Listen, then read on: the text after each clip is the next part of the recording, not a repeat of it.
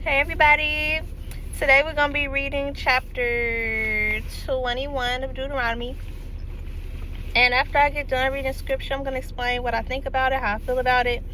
And I'm not an expert in scripture at all, so please do not lean on my understanding, but trust in the Lord for understanding and for guidance. And if I mispronounce any names, places, people, words, anything like that, I do apologize. And I am reading from my Bible. It's the New Living Translation for those who want to follow along. And before I get started, I gotta tell you, it's 15 degrees outside right now. But I'm out here in this car because the Lord work gotta get done. And because while my granny was at church, I was praying to the Lord. And yeah, it was one of them prayer sessions that ended up lasting for like more than 2 hours. Honestly, I had some things to say. So because of that, by the time I got done praying and was about to, start recording my videos in the house, my granny had came back home. So I had to take a shower, I had to get dressed, and I had to come out here, at Panera, so that way I can, record my videos. So, the Lord's work will get done, But I'm glad I had that prayer session with him this morning because I needed it. I needed to. It was some things that was on my mind that I had to talk about, So, anyway, let's get started with scripture. When you are in the land the Lord your God is giving you, someone may be found murdered in a field, and you don't know who committed the murder. In such a case, your elders and judges must measure the distance from the site of the crime to the nearby towns. When the nearby town has been determined, that town's elders must select from the herd a heifer that has never been trained or yoked to a plow. They must lead it down to a valley that has not been plowed or planted and that has a stream running through it. There in the valley, they must break the heifer's neck. Then the Levitical priests must step forward, for the Lord your God has chosen them to minister before him and to pronounce blessings in the Lord's name. They are to decide all legal and criminal cases. The elders of the town must wash their hands over the heifer whose neck was broken. Then they must say, our hands did not shed this person's blood, nor did we see it happen. O Lord, forgive your people Israel, whom you have redeemed. Do not charge your people with the guilt of murdering an innocent person. Then they will be absolved from the guilt of this person's blood. By following these instructions, you will do what is right in the Lord's sight and will cleanse the guilty of murder. It will cleanse the guilt of murder from your community. Suppose you go out to war against your enemies, and the Lord your God hands them over to you, and you take some of them as captives. And suppose you see among the captives a beautiful woman, and you are attracted to her and want to marry her. If this happens, you may take her to your home, where she must shave her head, cut her nails, and change the clothes she is wearing when she was captured. She will stay in your home, but let her mourn for her father and mother for a full month. Then you may marry her, and you will be her husband, and she will be your wife. But if you marry her and she does not please you, you must let her go free. You may not sell her or treat her as a slave, for you have humiliated her. Suppose a man has 2 wives, but he loves one and not the other, and both have given him sons. And suppose the firstborn son is the son of the wife he does not love. When the man divides his inheritance, he may not give the larger inheritance to his younger son, the son of the wife he loves, as if he were the firstborn son. He must recognize the rights of his oldest son, the son of the wife he does not love, by giving him a double portion. He is the first son of his father's virility, I think, and the rights of the firstborn belong to him. Suppose a man has a stubborn and rebellious son who will not obey his father or mother, even though they discipline him.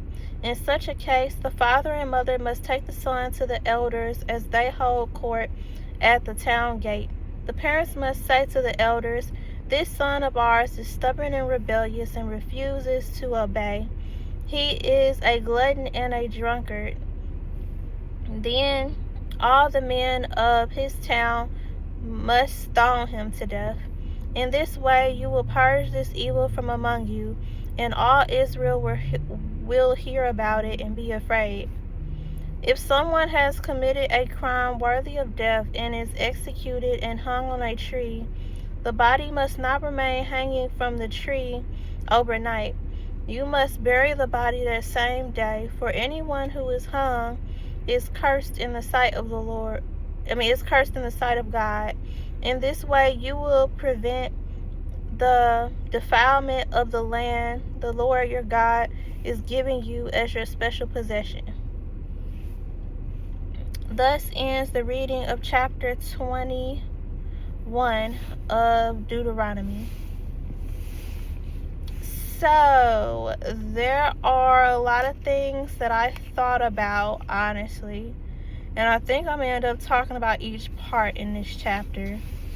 So let me go back to the beginning. Okay, so the whole unsolved murder thing, where they find a dead body and they don't know who killed them and all that stuff. Okay, so we read about what the Israelites had to do back in the day in order to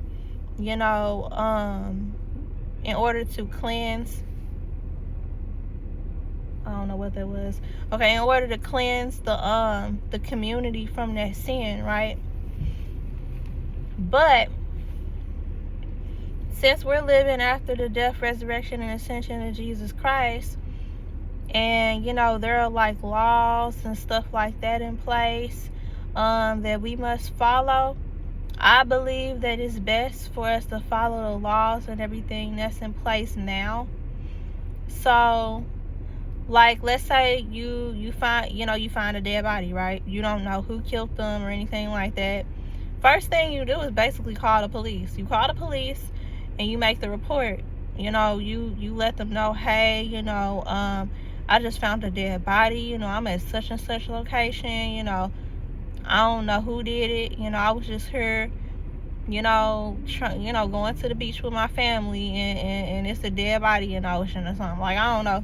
Like, basically, you call the police and you let them know what you found. Then from there, you just like give your report to the police when they come on the scene. They probably gonna want you to explain it again.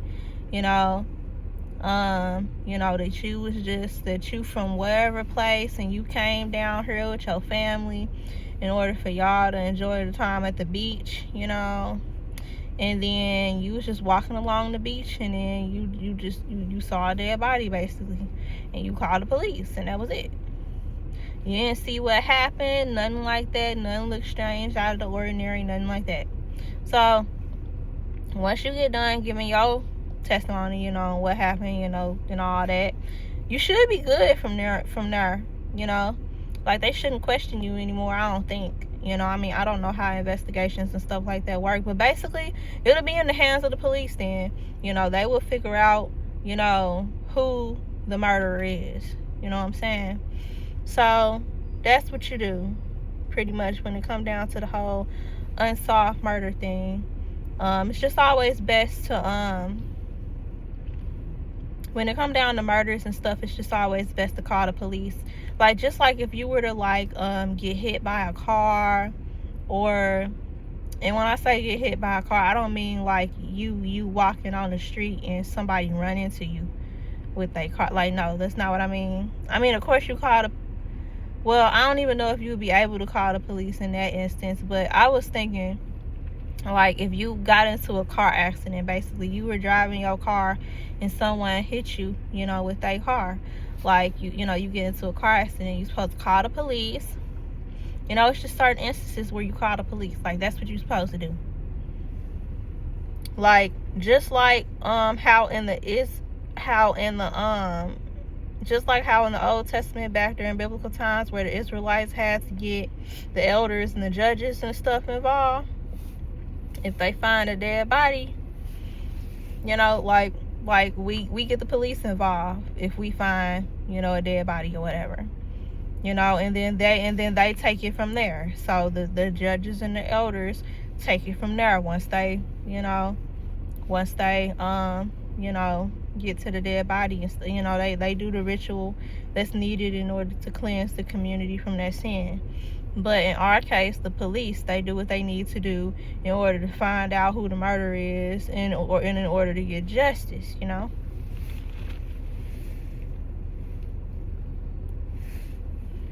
So, all right, that's enough of that one. That one was simple. Next one. The Israelites, you know, sometimes they didn't always kill their enemies, you know, completely. Sometimes they just killed the men and they took the women and children as captives, right?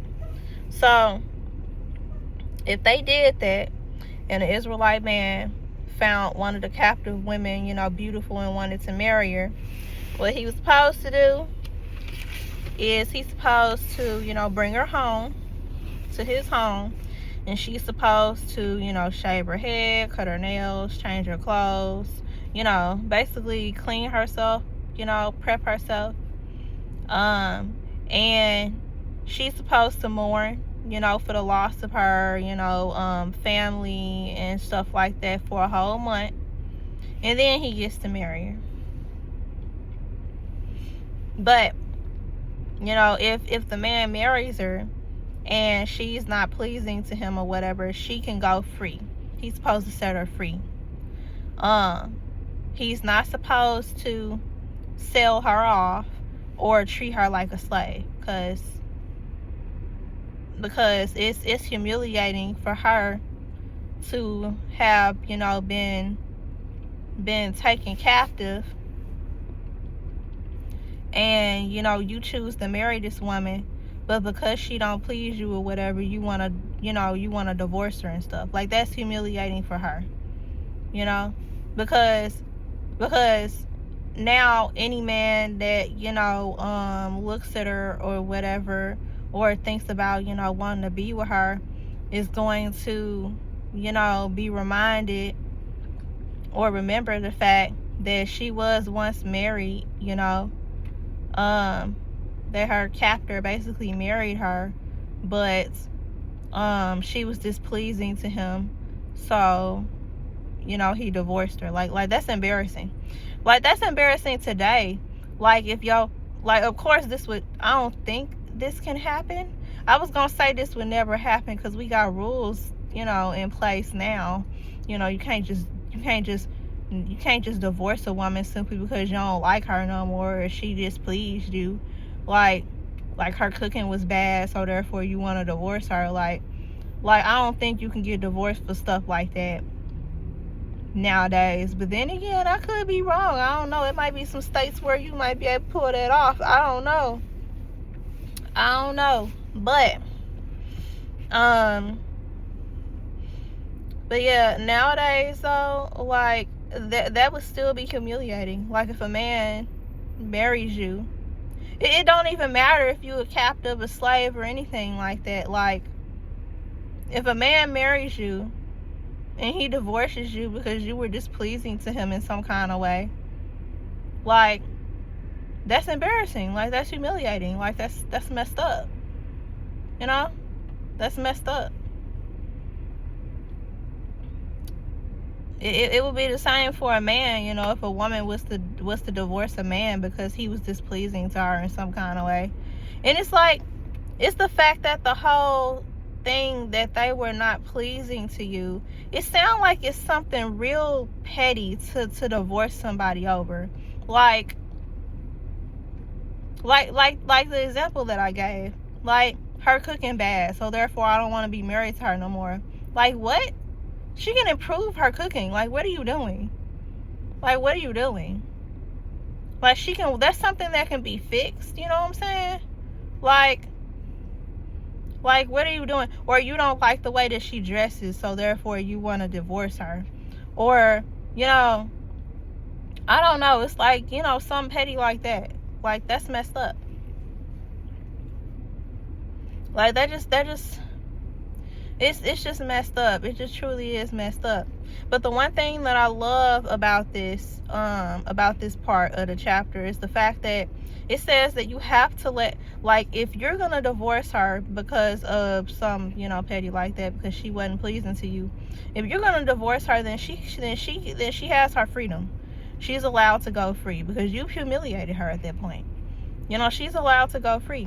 Ain't no telling if she'll be able to get remarried after this or not. You know, but she's allowed to go free. You can't sell her, and you can't treat her like a slave. So you can't humiliate her like that and then want to try and, you know, treat her like a slave. Like, no, we're not doing that. We're not doing that. So I'm super happy that the chapter, you know, I'm super happy that the chapter protects the woman, you know, by saying it, you know. All right, and now we get into the heavy stuff, you know, the meat and potatoes, if you will, you know, of this chapter. So the rights of the firstborn. So this part of the chapter, I immediately think about, hold on, let me get the names right.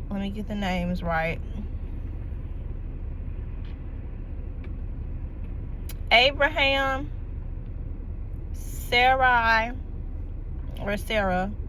and Hagar. Or, actually, no, I take that back. I'm not even gonna name them. No, we're gonna go with Jacob, Rachel, and Leah. Those are the ones that I was thinking of. So Jacob, just like the man in this story, had 2 wives, Rachel and Leah. Leah is the oldest. Rachel and Leah are sisters, but Leah is the oldest and Rachel is the youngest, right? Jacob loves Rachel, okay, because Jacob, you know, he worked the 7 years, you know, in order to, you know, have Rachel as his wife.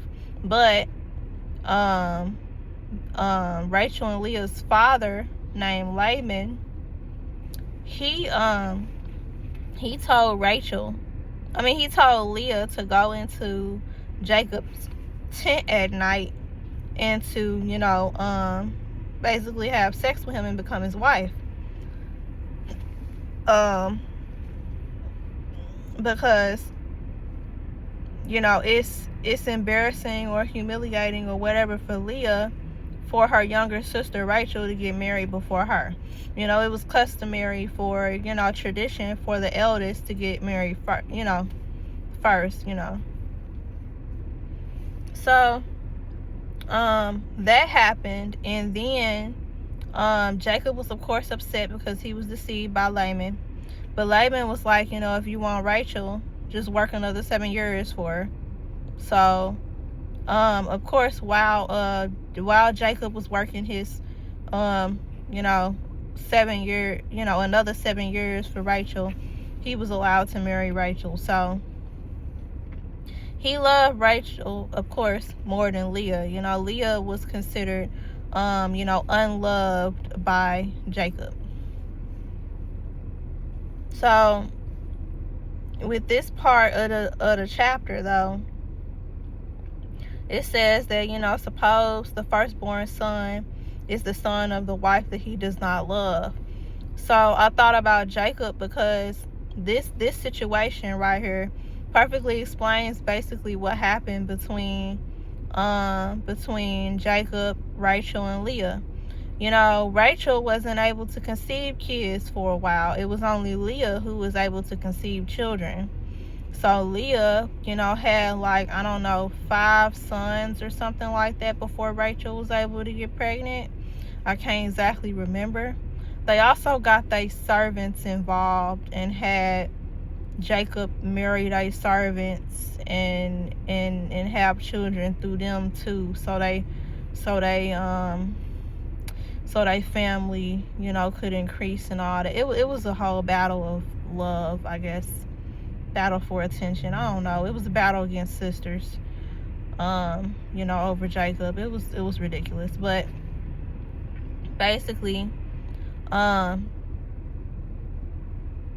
it's talking about how so Leah's firstborn son, Jacob's firstborn son's name is Reuben. Just like, the 12 tribes of Israel, basically. Jacob's 12 sons are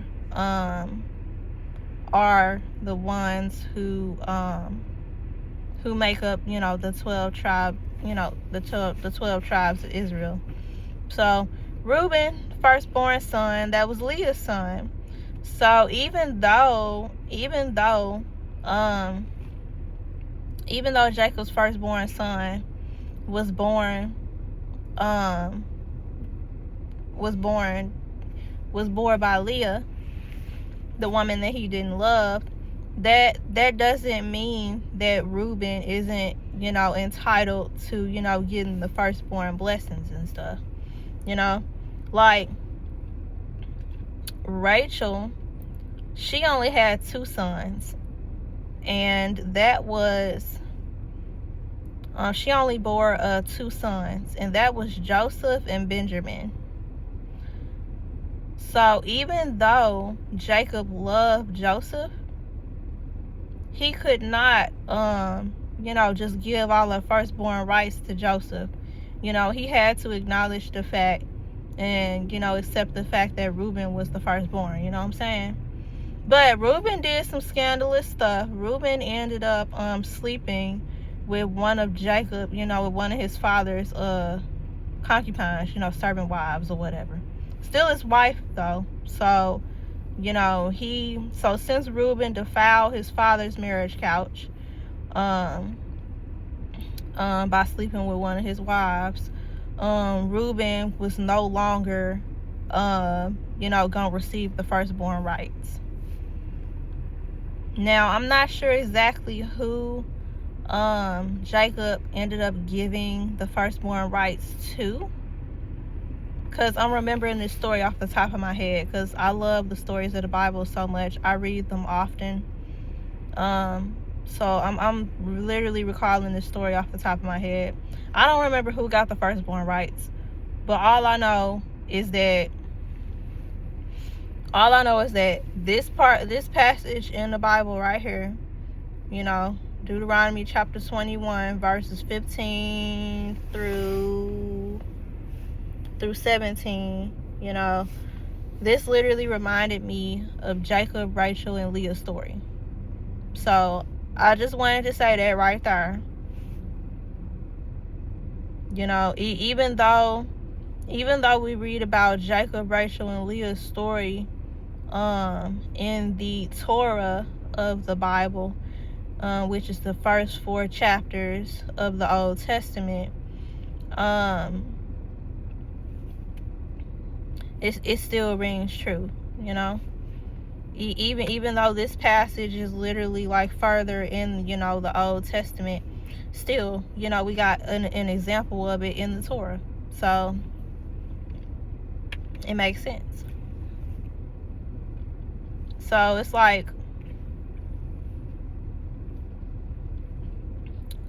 my dad has a total of 5 children.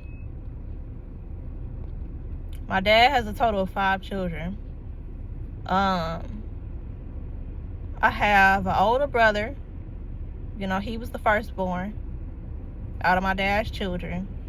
Then there's me. I was the secondborn. Then I have another brother. He's the thirdborn. Another brother. He's the fourthborn.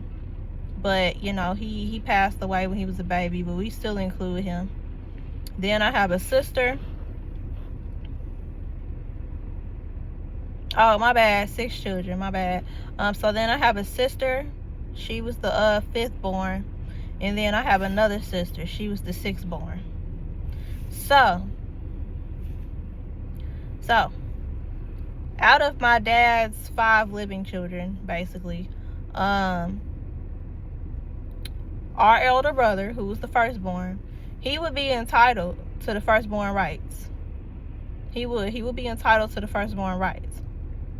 So, I'm thinking that if my father had any inheritance or anything like that or whatever, the firstborn should get a double portion, according to this, because the rights of the firstborn belong to him. He can't give it to his favorite child. And think that it's okay. Like, no. You got to do it the right way. So, yeah.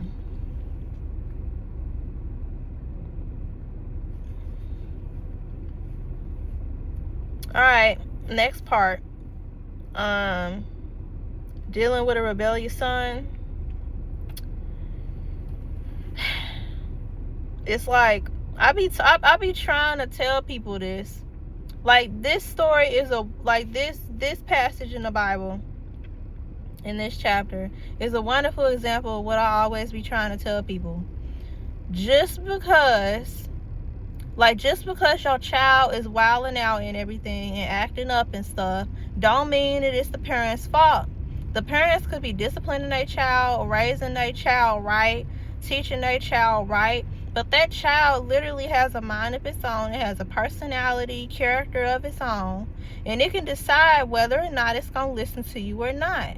If your child ends up becoming a murderer or a serial killer, or ends up being a drug addict, or ends up I don't know, like ends up doing some crazy stuff, like blowing up a school or something, like, that's not your fault. Like, that's not the parent's fault. It's the child's fault. The child did that. The child is the one that decided to go do that. It is not the parent's fault. Now, I do understand that people want to know, hey, how did the parent raise that child?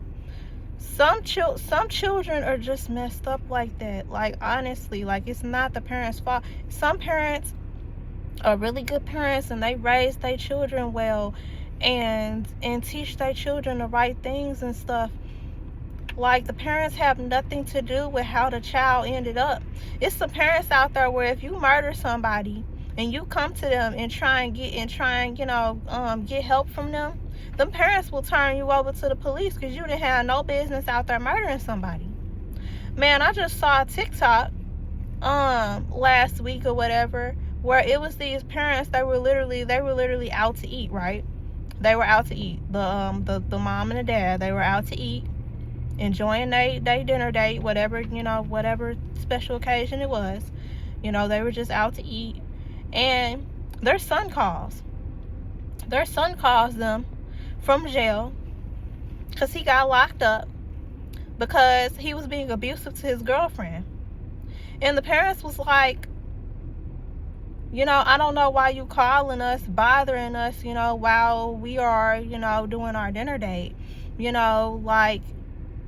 Like you abused your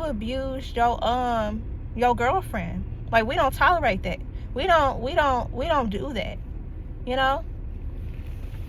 Like, that's wrong what you did. So therefore, you're gonna stay locked up. Like you do dumb things, you win dumb prizes. Like, you need to suffer the consequences of your actions. Like, we don't condone that. What we look like, bailing you out of jail, like what we look like coming to your rescue. Like, you're not gonna learn your lesson. Like you're not gonna learn your lesson that way. Like, you need to learn your lesson. You're gonna stay locked up, and you're gonna do your time for abusing your girlfriend, because we don't tolerate that. and the son was supposed to be crying or whatever on the phone. They over here looking like, like we don't care nothing about you crying or anything. Like you should have thought about that before you was abusing your girlfriend. Like, we don't tolerate that. So, the mom told him they not helping, and then the mom had handed over the phone to the dad, and the dad was like, we ain't helping. We not. And quit bothering us, quit constantly calling us and everything, bothering us while we on our dinner date. Like, and I agree with them. I agree with them 100%. Like, if you do something messed up, you have to suffer the consequences for that. And that's how I feel. If the Lord bless me with children one day and everything, and if like me and my husband and stuff, we're gonna be, godly parents. We are gonna raise our children up in the ways of the Lord. And if our children do something like that, they gonna have to suffer the consequences. Like, don't come to me expecting me to rescue you or to get you out of trouble when you done did something sinful and you deserve, the consequences of your actions. I'm not doing that. So when it come down to the rebellious son thing, the parents was good, obviously, to their son. The parents was disciplining their son. They were doing all the right things, and it sounded like this son was just still being stubborn and rebellious. So, in order to get rid of that evil and all that, back in the day, it was death by stoning. That's what happened. Because that's messed up for the parents to be some good parents, and they disciplining their son and everything, and their son still want to be rebellious and messed up, still, just being a nuisance, and, well, not really a nuisance, but just being a threat to society, basically. Like, you over here being a glutton and a drunkard and being rebellious and stubborn and stuff, like, that's not good. That's not what good human beings do, And it's the fact that they were disciplining him, but he wasn't learning from the discipline. He wasn't learning from the correction. He was still doing evil things. So once the son hit a certain age, and the parents couldn't do nothing no more, like, hey, all the men of the town gotta stone him to death. It's sad, but that's what happens. That's what happens. And then the last thing,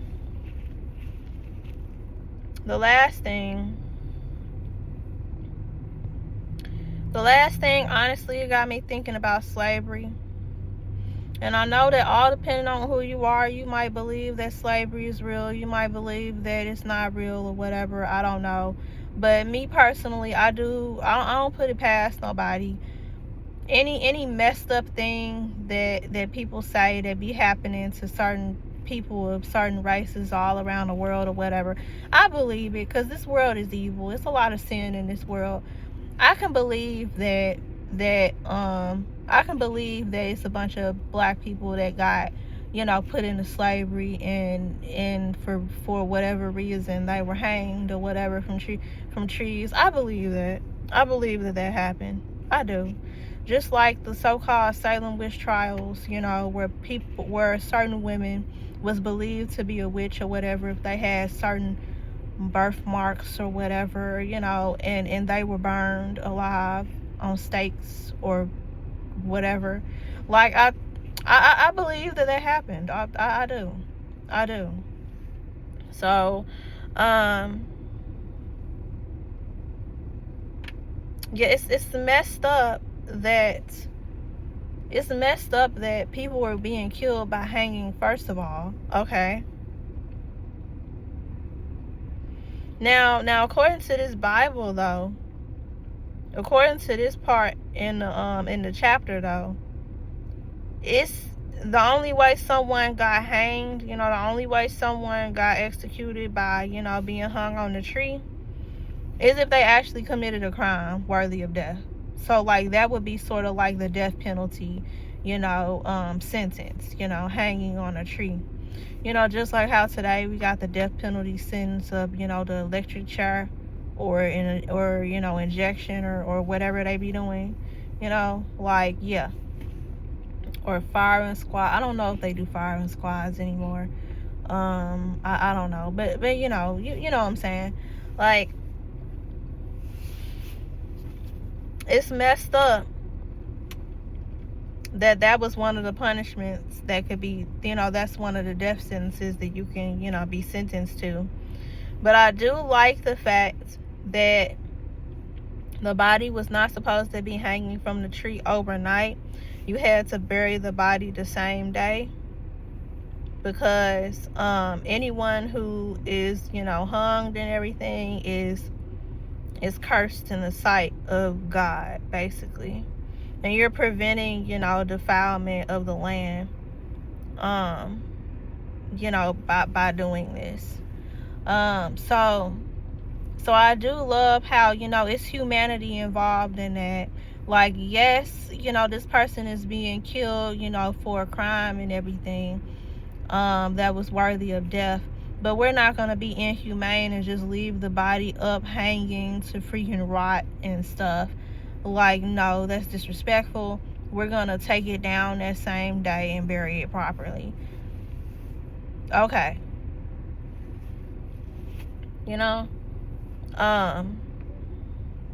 Still don't like the I still don't like the whole, I still don't like it. I don't like murder, period. Like I don't like killing, period. I just don't. I don't like doing it. Like even if you are okay, like let's say the Lord literally tells me to kill one of my enemies by impaling them with a spear or something. Like, I don't know. Like, I'm gonna do it because the Lord told me to do it. And obviously, if the Lord tells you to kill someone, it's because they're wicked and they're supposed to perish for whatever reason, or it might be an Abraham situation and he might stop you, because he was just testing your faith or something. I don't know, but for the most part though, I feel like if the Lord tells you to kill someone, though, it's because they wicked and they need to go. They need to go. So, I would do it, but it would still bother me, that I killed someone, that I took someone's life.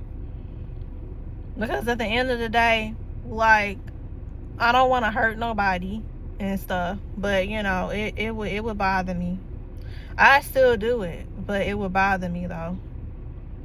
It's like I try and feel better knowing that they were wicked, and that's the reason why, that they did things that was evil in the Lord's sight, and that's the reason why I had to get rid of them, why the Lord told me to get rid of them. But I still can't help but think about how they a human being and how I took their life, and how, I don't know, I wish they could have changed, or, and thinking about where they possibly are now, now that they passed away, like, it's no more chances once you're gone.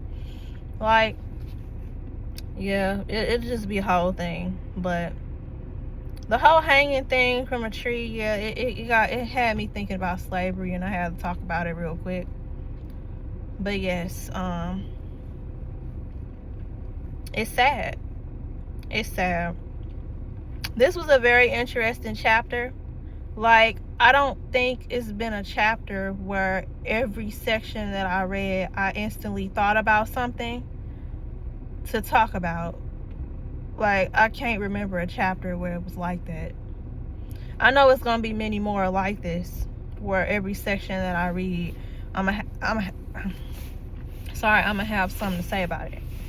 So, thank y'all so much for listening. I really enjoyed this chapter, even though it was short. It was a lot to talk about, a lot to say. It reminded me about a lot, and it was just overall, I feel like a great lesson. So, thank y'all so much for listening to me. I love you. Jesus loves you, and have a blessed day. Bye.